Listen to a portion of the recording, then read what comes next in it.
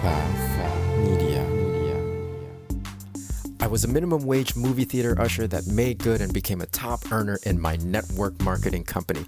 Now, after 16 plus years in the profession, I'm finally teaching myself how to leverage the internet with online marketing and social media marketing to continue to grow and expand my business. My name is Ronnie Cruz, and this is Path of the Network Marketer. All right, welcome back to the show. Thanks for tuning in. Today, we're going to talk about why you are stuck. That's right, why you are stuck. I've dealt with this personally, of course, and I've coached people on this, well, pretty repeatedly over the years. It's something that we all experience at one point or another, or actually multiple times through our careers and through our journeys. And it's meant to be that way, right? The process is meant to be that way.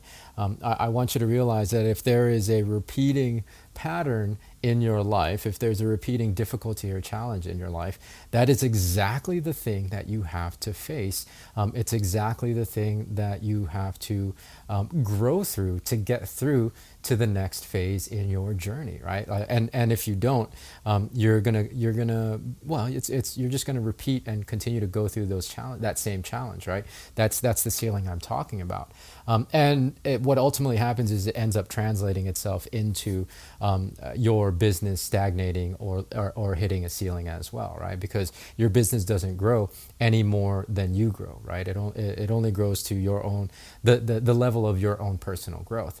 And so the reason why you're stuck is caused by two things. Number one, let's talk about external factors.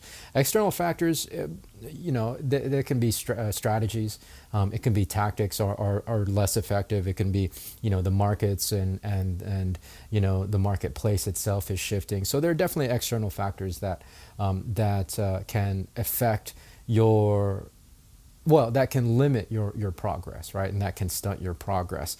Something happening with the corporate office in your particular company, a particular product line gets discontinued, or deliveries are completely out of whack. I was looking at this meme on Instagram, and it was like the British Post or something like that. They were backed up for I don't know, it looked like months and months. There's millions and millions of packages that were backed up over the holidays, right? So they had been inundated, and the system was just bogged down.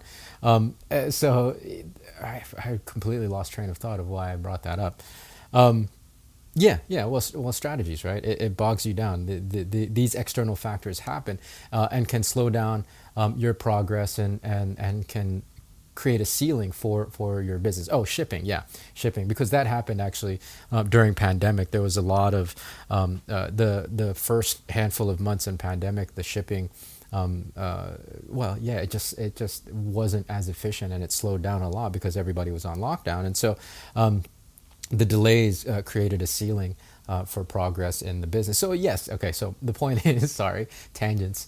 The point is there are external factors that can affect your progress. There certainly are. Our natural inclination is to immediately look to those external factors and see what we can fix. Our natural tendency is to only look to those external factors and see what we can fix. I will say that even though external factors can cause a stunted progress and it can arrest your momentum, that at most 20%, 15, maybe 20% of the reason why you're hitting a ceiling. The other 80 to 85%, honestly, I would say 90%, but let's be conservative. The other 80% of the reason why you're stuck is you. It's all internal causes and the mindsets that you have that you're still holding on to that are actually holding you back. It can take the form of, we can just the first big one is looking to external factors as the cause of your challenges, right? As the sole reason why your business isn't succeeding or why you're not making any progress. Yeah, like I said, external factors do impact your growth. However, it's a small percentage compared to what you're dealing with inside, and that's your mindset with those things. If you're spending your time looking for fault in those external things, if you're spending time, blaming external factors, then you're spending that much less time on figuring out this. Well, that much less time in taking responsibility and then figuring out the solutions for it, right? So, like that's one of the big things that holds people back, is they think that everything that is slowing them down is caused by external factors, and it's really just themselves, and that leads to, kind of the more just the deeper mindset of victim mentality, right? Well, it's not my fault, right? That's kind of the more extreme side of it. It's not my fault. It was X, Y, and Z's fault. It was the company's fault. It was my upline leader's fault. It was the delay in shipping. It was the pandemic's fault. It's the this and this. And so, like, now you have given yourself zero responsibility in any actions. That's really, really dangerous, because then you have you're giving away your power to actually control making any changes in a positive direction. Because if everybody else externally is responsible for why you have what you have, then you can't you're literally you're telling yourself that you're not able to affect any change, basically, right? So that's one big internal work, and of course there's a lot of other things as well.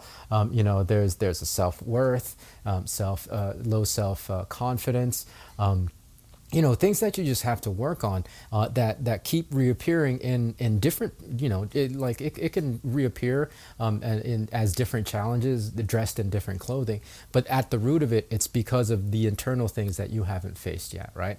Again, your lack of self-worth, your lack of self-confidence, fear of failure, fear of not being accepted, fear of success, fear of looking stupid. I mean, we've talked about all of these things before, and so, yeah, that's why you're stuck, because you haven't addressed these things. And I understand why.